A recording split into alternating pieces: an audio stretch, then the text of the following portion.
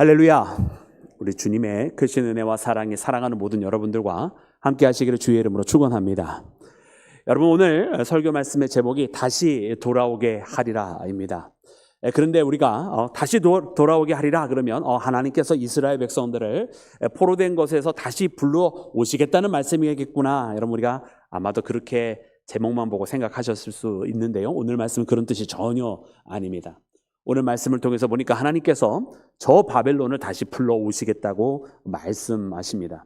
여러분, 그래서 도대체 이것이 무엇인가? 여러분, 하나님께서 왜 이처럼 대노하셨는가? 여러분, 오늘 우리가 말씀을 통해 발견해야 되는데 거기에는 분명한 이유가 있는 것을 보게 됩니다. 여러분, 이스라엘이 하나님 앞에 긍휼을 얻기를 원하였습니다. 그리고 한동안은 하나님의 말씀을 듣는 채 하였습니다. 그러나 이내 그들은 하나님의 긍휼을 오히려 이용하고 하나님의 그 자비하심을 오히려 없이 여기는 여러분 그런 행동들을 하게 되는 것을 보게 되는데요. 그래서 여러분, 우리가 이 말씀을 읽으면서 우리 하나님은 사랑의 하나님을 우리가 다 고백을 하지만 그러나 우리가 그 하나님의 사랑을, 그 풍성하신 하나님의 그 사랑의 성품을 여러분 너무나 남용하거나 혹은 그 사랑을 어떻게든 마치 우리의 방식대로 이용하려는 듯한 하나님을 없이 여기는 듯한 그런 망령된 행동을 해서는 아니 될 줄로 믿습니다. 그래서 오늘 말씀에 여러분, 과연 이스라엘이 어떠한 행동을 하였기에 하나님께서 이처럼 노하셨는지 깨닫고 여러분, 우리의 삶과 우리의 신앙의 발걸음 속에서는 여러분 이런 어리석은 행동하지 않고 온전히 하나님의 사랑을 정말 그 하나님께서 원하시는 방법대로 여러분 그 사랑을 받으며 또 그 받은 사랑을 나누어주는 믿음의 사람이 되기를 주의 이름으로 축원합니다. 여러분, 오늘 본문 말씀에는 하나님께서 이 시드기야, 이스라엘 유대 땅의 마지막 왕에게 여러분 그래도 자비를 베푸시고자 했던 모습이 나타나 있는 것을 보게 됩니다. 여러분, 그 모습은 바로 이렇게 기록을 하고 있는데요, 우리 2절과 3절 말씀 우리 함께 말씀을 읽겠습니다. 우리 2절부터 4절까지 읽겠습니다. 우리 다 같이 합독합니다. 시작. 이스라엘의 하나님 여호와께서 이와 같이 말씀하시니라. 너는 가서 유다의 시드기야 왕에게 아뢰어 이르기를, 여호와의 말씀에 보라, 내가 이 성을 바벨론 왕의 손에 넘기리니 그가 이 성을 불사를 것이라. 내가 그의 손에 벗어나지 못하고 반드시 사로잡혀 그의 손에 넘겨져서 내 눈은 바벨론 왕을 눈에 볼 것이며 그의 입은 내 입을 마주 대하여 말할 것이요 너는 바벨론으로 가리라. 그러나 유다의 시드기야 왕이여, 여호와의 말씀을 들으라. 여호와께서 내게 대하여 이같이 말씀하시니라. 내가 칼에 죽지 아니하고 아멘. 그리고 평안히 죽게 될 것이라. 하나님께서 이처럼 말씀하십니다. 여러분, 하나님의 말씀의 선포에는 이 시드기야를 향한 자비를 주신 것을 봅니다. 왜냐하면 하나님께서 분명히 이스라엘의 멸망을, 저 예루살렘의 멸망을 여러분 이미 선포하셨습니다. 그리고 이 예루살렘은 여러분 곧 하나님의 말씀대로 멸망하게 됩니다. 그리고 그 말씀이 다시 한번 마지막으로 예레미야 입술을 통해서 시드기야 왕에게 지금 전달이 되는 순간이에요. 그래서 이 시드기야 왕은 거기서 붙잡히게 될 것이고, 그리고 자기가 원치 아니하는 이방 땅 바로 바벨론으로 끌려가게 될 것이라고 말씀을 해 주십니다. 근데 오늘 말씀해 보니까 그러나 하시면서 하나님께서 하시는 말씀이 뭐냐면, 그러나 네가 거기에서 칼에 죽지 아니할 것이다. 그리고 내가 거기서 평안히 살 것이다. 하나님께서 이렇게 말씀하시는 거예요. 그리고 너의 조상들이, 여러분 이스라엘의 왕의 무덤이 있지 않습니까? 거기에서 내 조상들, 너의 선왕들이 다른 이제 후대의 백성들로부터 나의 주여 하면서 그 앞에서 성심성의껏 다하여서 예를 표하듯 너에게도 그렇게 너의 후손들이 예를 다하여 어떻게 보면 왕 가운데서 기억될 것이다, 기억된 바 될 것이다. 하나님께서 이렇게 시드기야에게 말씀하신 거예요. 여러분, 이 정도면 여러분 어떻게 보면 유다의 마지막 왕 아닙니까? 어떻게 보면 나라를 마지막으로 잃어버린 왕 아닙니까? 어떻게 보면 역사 속에서 가장 원수와 같이 못난 왕이고 무능력한 왕인데, 그럼에도 불구하고 이처럼 말씀하시는 것은 하나님께서 여러분 이 시드기야에게 엄청난 자비의 계획을 가지고 계심을 알려주시는 거예요. 비록 나라는 이스라엘의 악행과 하나님의 말씀에 벗어났기 때문에 여러분 이 일을 벗어날 수가 없습니다. 그리고 하나님의 계획은 지금 이 모습 이대로의 이스라엘을 하나님 받으실 수 없고 다시 한번 하나님의 거룩한 백성으로 만드시기 위하여 반드시 바벨론의 포로 70년의 세월이라는 것을 통해서 처음부터 다시 세우기를 원하시는 그 하나님의 계획은 변하지 아니하셨어요. 그렇기 때문에 포로되는 그런 수치, 또 끌려가게 되는 그런 수치로부터는 벗어날 수는 없지만 그래도 그 가운데서 그가 평안히 설 것이고 칼에 죽지 아니할 것이고 많은 왕들 중에 하나로 기억된 바 될 것이라고 하는 것은 여러분 하나님께서 정말로 이 시드기야를 봐줘도 너무 많이 봐주신 것 같아요. 근데 이 말씀을 하나님께서 하시는 것을 보면서 이 하나님의 계획과 자비가 여기에 있는 것을 깨닫게 됩니다. 여러분, 다만 여기에는 한 가지 조건이 필요했어요. 그것이 무엇이냐면, 우리가 4절 말씀 처음에 읽어보면 거기에 뭐라고 하나님께서 말씀하시면서 이야기하셨죠? 그러나 그러시면서 유다의 시드기야 왕이여 여호와의 말씀을 어떻게 하라? 들으라. 시드기야 왕이여 여호와의 말씀을 들으라 하면서 하시는 말씀이에요. 여러분, 이 말씀은 우리가 두 가지로 해석이 다 가능합니다. 이제 하나님께서 말씀하시니까 자 들어라, 이제 집중해라, 이런 뜻도 되지만은요, 다시 한번 우리가 시드기야의 모든 삶의 배경과 그가 행해왔던 모든 일들을 돌아보면 그가 여태껏 하나님의 말씀을 제대로 들은 적이 있습니까? 없습니까? 없었어요. 그가 하나님의 말씀을 그동안 제대로 들은 적이 없었거든요. 그렇기 때문에 이제라도 들으라는 말씀이에요. 이제라도 하나님의 말씀에 집중하고 이제라도 하나님께서 하시는 말씀에 순종하라. 그리하면 지금 너의 나라가 이제 다 패망하게 되었고 네가 가지고 있는 모든 왕권을 다 잃어버리게 되었지만, 그러나 그럼에도 불구하고 그 와중에서도 하나님께서는 너에게 자비를 베푸실 계획이 있으니까 너는 제발 하나님의 말씀을 듣고 순종하라, 이런 뜻입니다. 사랑하는 여러분, 오늘 우리도 하나님의 말씀을 들어야 할 줄로 믿습니다. 여러분, 그냥 귀로 이렇게 듣고 흘러가는 그런 들음이 아니라 하나님의 말씀을 집중하고 그 말씀에 순종하는, 주의 말씀을 내 가슴에 부둥켜 안고 그 말씀대로 살고자 부단히 애를 쓰고 노력하는 여러분, 우리 모두가 되기를 주의 이름으로 축원합니다. 그렇게 하나님께서 이 시드기야 왕을 부르신 거예요. 그러나 유다의 왕 시드기야여 여호와의 말씀을 들으라. 여러분, 이 말씀을 하시면서 이제 이 모든 것 하나님께서 그래도 자비를 베풀어 주실 계획을 말씀하십니다. 그러니까 하나님께서 얼마나 여러분 정말로 이 큰 은혜를 준비하고 계셨는지를 우리가 말씀을 통해 발견하죠. 그리고서는 이제 여러분 역사의 시간이 째깍째깍 계속 흘러갑니다. 그러면서 이제 여러분 이 예루살렘이 포위가 되는데, 오늘 말씀에 보니까 마지막 남아있는 두 도성이 나와요. 그 두 도성의 이름은 우리가 말씀해 보면 이제 7절 말씀인데, 우리가 눈으로 여러분 한번 보시면 7절 말씀에 그때에 그러시면서 바벨론 왕의 군대가 예루살렘을 다 이미 예루살렘과 그 주변에 있는 모든 성들 다 삼켰어요. 근데 딱 두 개가 남았죠. 하나는 라기스고요, 또 다른 하나는 아세가라고 하는 성읍입니다. 각기 이 두 도성은 예루살렘으로부터 시작해서 하나는 45km, 또 다른 하나는 30km 반경에 떨어져 있는 도시예요. 그러면 이 정도 되었으면 이제 코앞까지 다 온 거예요.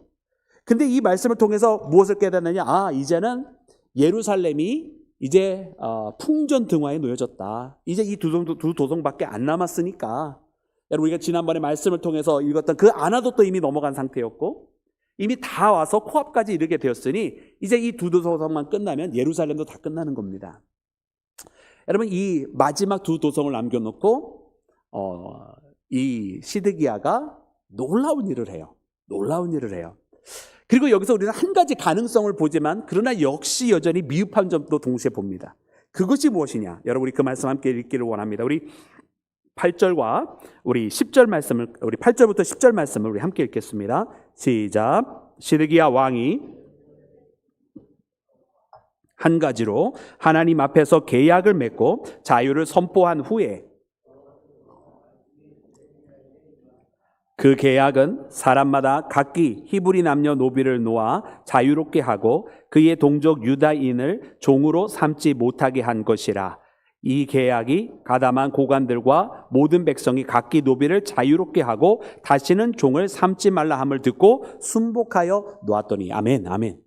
여러분, 이제 여러분 놀랍지 않습니까?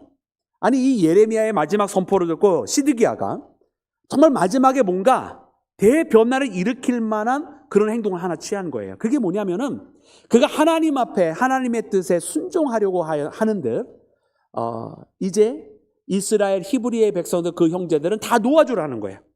그 종되었던 그들을 다 풀어주라는 거예요. 근데 이것이 놀라운 변화인 것은 무엇이냐면, 여러분 이 말씀이 바로 그 신명기 15장에 나와 있는 말씀입니다. 그래서 모든 히브리인들은 여러분 그 종이 되었으면 6년 동안 일을 할 것이요 7년째 되는 그 안식일은 다 자유롭게 놓아주며, 그렇게 기록이 되어 있어요. 그래서 그 말씀도 오늘 우리가 본문 말씀에 14절 말씀에 다시 한번 반복해서 가르쳐 주시는데, 이 말씀이 바로 신명기 15장에 되어 있는 말씀입니다.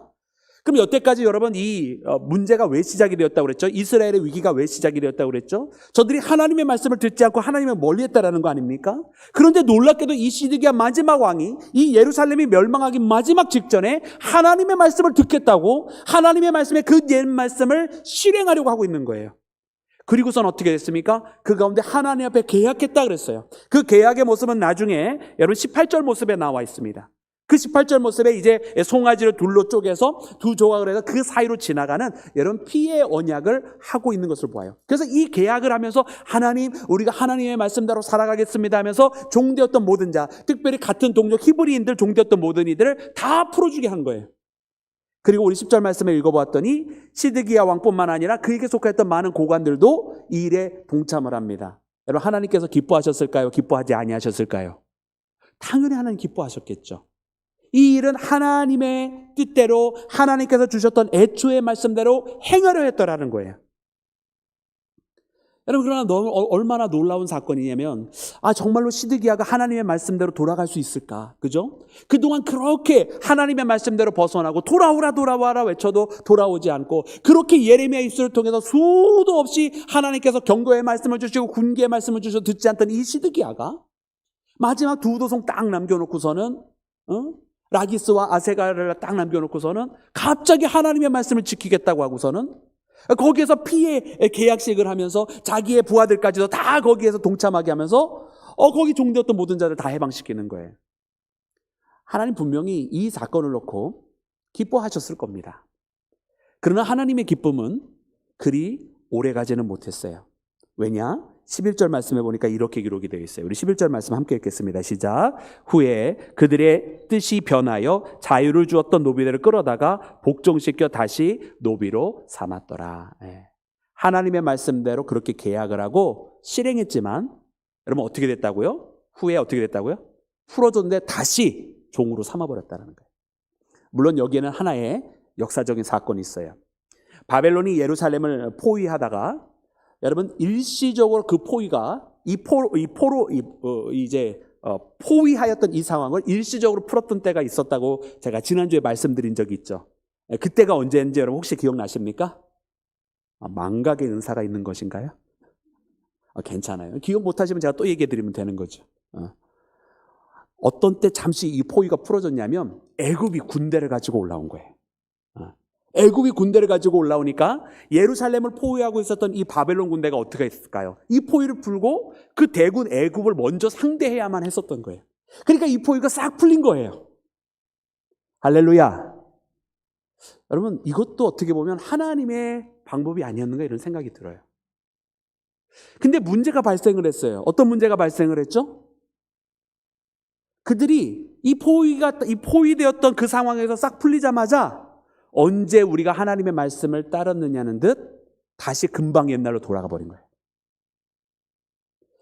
그러니까 우리는 이 하나님의 말씀에 순종했던 것이 순수하게 하나님의 뜻에 감동받아서 하나님의 뜻은 우리를 자유롭게 하는 것이고 억압되어졌던 자를 풀어주는 것이며 그래서 그 하나님의 마음을 품고 우리도 그렇게 살아야 되겠다. 또 주의 말씀이 우리 가운데 있어 6년 동안 종으로 삼았어도 7년째는 자유롭게 해야 되겠다는 그 말씀대로 살아야 되겠다는 그 말씀 앞에 순종되는 그 삶의 모습이 아니라 그렇게 하나님 앞에 순수하게 하나님의 말씀을 따르는 그 목적대로 돌아가야 되겠다고 해서 한 것이 아니라 당장 자기들이 죽게 생겼으니까 하나님에게라도 의지해야 되겠다고 하고선 어차피 죽으면 다 소용없잖아요. 어차피 포로되어서 바벨론에 무너지면 종이 무슨 소용이 있겠어요. 자기들이 종되게 생겼는데.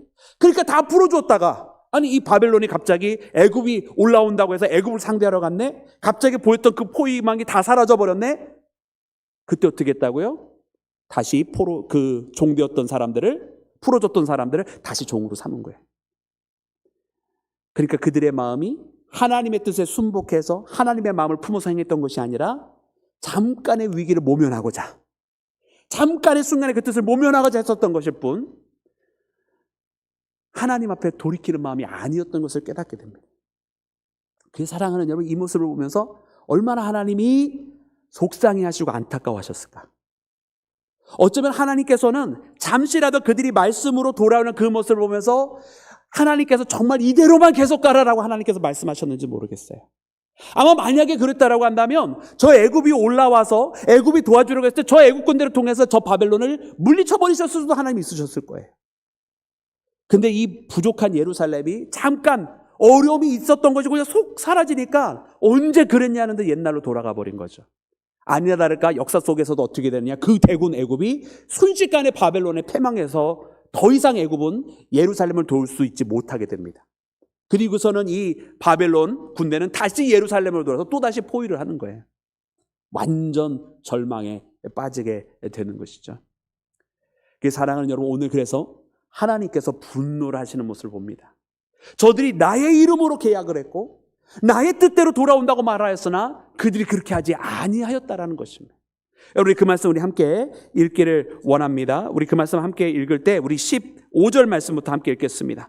15절 말씀 우리 다 같이 합독합니다. 시작. 그러나 너희는 이제 돌이켜 내 눈앞에 바른 일을 행하여 각기 이웃에게 자유를 선포하되 내 이름으로 일컬음을 받는 집에서 내 앞에서 계약을 맺었거늘. 16절. 너희가 돌이켜 내 이름을 더럽히고 각기 놓아 그들의 마음대로 자유롭게 했던 노비를 끌어다가 다시 너희에게 복종시켜 너희의 노비를 삼았도다. 아멘. 그러니까 하나님께서 분노하실 수밖에 없는 거예요.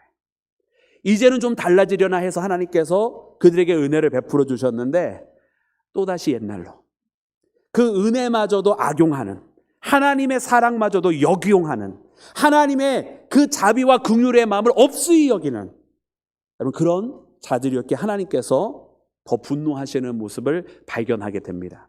그래서 하나님께서 이제 18절, 19절, 20절 말씀을 통해서 말씀하시는 거예요. 여러분, 동물 사이로 이것을 두 개로 갈라놓고 그 사이로 지나간다고 하는 이 뜻이 무엇이냐면, 여러분 그 언약의 행위는 이제 이 동물을 갈라놓고 그 사이로 지나가면서 약속을 하였듯 이 약속이 혹시 지켜지지 않고 깨지게 될 시에는 이 희생 제물들이 피로 쪼개어져서 나눠진 것 같이 이것을 어기는 자가 이렇게 죽임을 당할 것이라는 뜻이 그 가운데 내포되어져 있는 예전 형식입니다.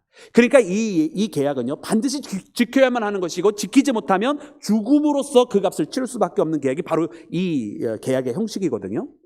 근데 이 이스라엘이 어떻게 했다고요? 그렇게 시드기야가 피의 언약으로 약속을 해놓고 그것을 지키지 아니했으니 여러분 그들의 결말은 어떻게 되는 것입니까? 쪼개어져서 묻어지는 것밖에 없는 거예요. 그래서 하나님께서 18절, 19절, 20절에 그들의 패망에 대해서 다시 한번 말씀하게 되시는 것을 봅니다.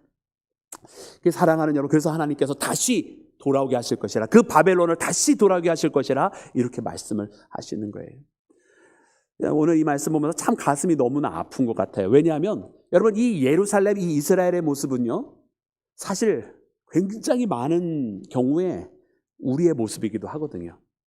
하나님 앞에 뭔가를 약속해서 하나님 이제 신실하게 살겠습니다 했다가 조금 상황이 풀어지면 우리가 언제 그러냐도 옛날로 돌아가거든요. 하나님 이제는 내가 기도 생활 열심히 하겠습니다 그랬다가도 조금 삶이 편해져, 내 문제가 해결이 돼, 그러면 기도 생활 딱 멈추는 사람 얼마나 많이 있어요.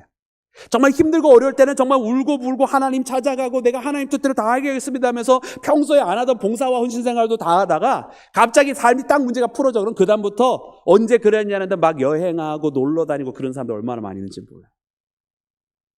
여러분 오늘 이 예루살렘에 나와 있는 이 이스라엘 백성과 뭐가 그렇게 다를까요? 별로 그렇게 다른 것 같지 않아요. 그때는 정말 죽을 것 같아서 하나님 앞에 하나님을 왜 모든 것을 다 드린다고 해놓고선 그 상황을 하나님께서 딱 풀어주시니까.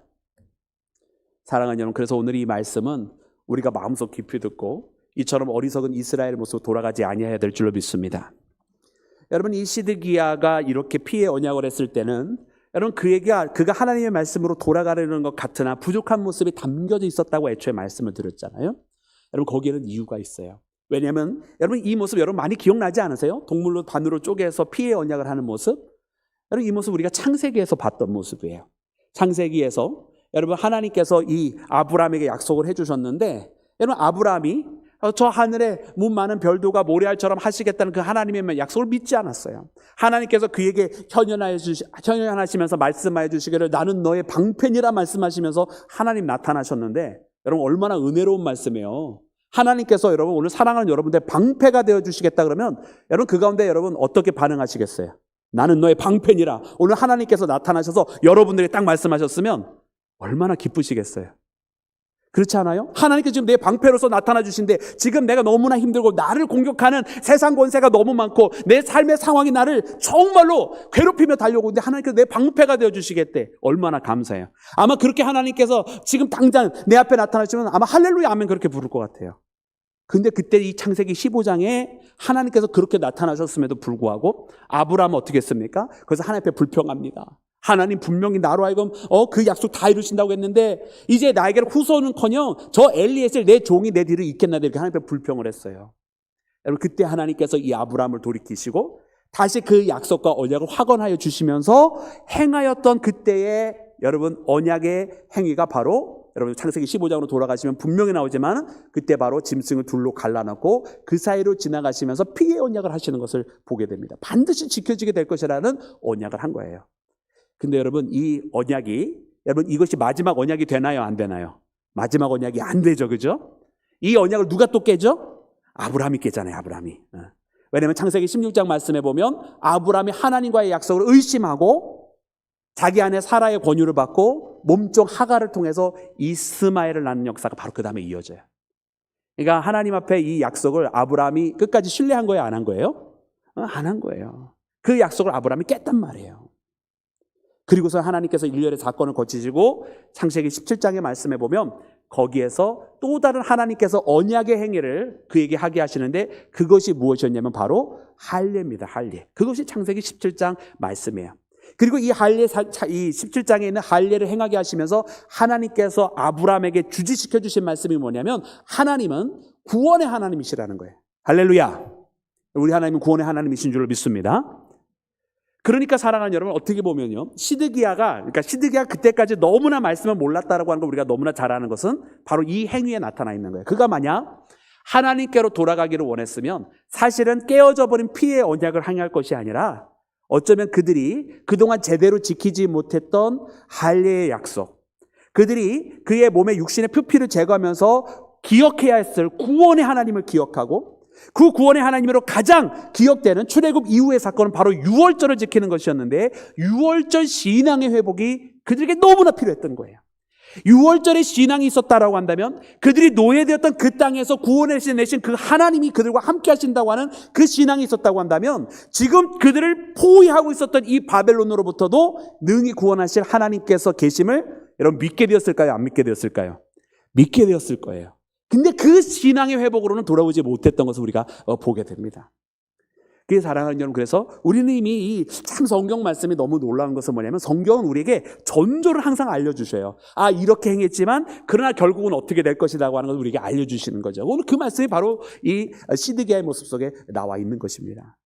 그리고는 결국은 아니나 다를까 그의 피의 계약으로 이루어질 수 없는 부족한 신앙의 고백, 아니나 다를까 지켜지지 아니했고 아니나 다를까 상황과 조건이 변하니까 금세 또 계산이 발동을 했는지 믿음은 다 져버리고서는 자기 생각대로 그들을 다시 종으로 삼아버리면서 그렇게 행하였을 때에 그 피의 계약의 형식대로 이스라엘은 쪼개질 수밖에 없는, 무너질 수밖에 없는, 피할 수 없는 결말, 어떻게 보면 마지막 하나님으로부터 궁유함을 얻고 회복될 수 있는 기회를 놓쳐버린 이스라엘의 모습을 여러분 우리가 본문을 통해서 발견하게 됩니다. 사랑하는 여러분, 그래서 여러분 이 시드기야의 마지막은 이렇게 해서 결국 이스라엘이 무너지게 되는 역사로 끝까지 치닫게 되는 역사가 됩니다. 오늘 이 말씀을 보면서 사랑하는 여러분들 어떤 마음의 그 메시지를 들으셨는지 모르겠어요. 근데 이 말씀을 들으면서 와, 맞아, 우리 하나님은 그런 것 같아요. 정말 마지막의 마지막 순간까지도 저 시드기야에게 은혜와 자비를 베풀어 주시려고 했던 그 모습을 보면서 아직 끝나지 않으냐였어.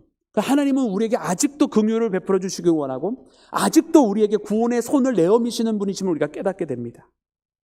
여러분, 우리는 반드시 그 손을 붙잡아야 할 줄로 믿습니다. 근데 우리의 인간의 습성이 뭐냐면 내가 절박할 때는 하나님의 손을 붙잡으려 하다가도 내 상황이 조금 풀어지면 그 절박함을 금세 잃어버리고서는 하나님은 여전히 내 손을 붙잡기를 원하시는데 내가 그 손을 막 놔버려. 하나님 나 이제 불편해, 나 다시 옛날로 가려 이루고 있다란 말이에요. 바로 그 모습을 오늘 말씀은 우리에게 경계시키는 말씀이에요. 한번 붙잡은 그 손 놓지 말아라. 너의 그 모든 것이 아직 끝난 게 아니야. 하나님 너를 지금 붙잡아 주셨는데 너를 거기서 아예 더 건져내어 주셔야 되는데 너는 아직 이게 다 끝났다고 생각하고 벌써 그 손을 놓으려고 하느냐? 말씀해 주시는 거예요. 여러분, 하나님 오늘 우리의 손을 붙잡고 계시는 줄로 믿습니다. 그런데 여러분, 이 붙잡았다고 조금 상황 좋아졌다고 이 손 놓으시면 안 돼요. 마지막 순간까지 내가 이제 붙잡은 이 손 절대로 놓아서는 안 됩니다. 하나님께서 오늘 우리 모두를 붙들어 주신 이 손을 여러분 끝까지 나도 맞잡고 여러분 하나님 앞에 나아가는 믿음의 자녀가 되셔서 여러분 구원의 하나님이십니다. 여러분 그 구원의 하나님께서 베풀어 주시고자 하는 그 구원 안에만 거하는 우리 모두가 되기를 주의 이름으로 축원합니다.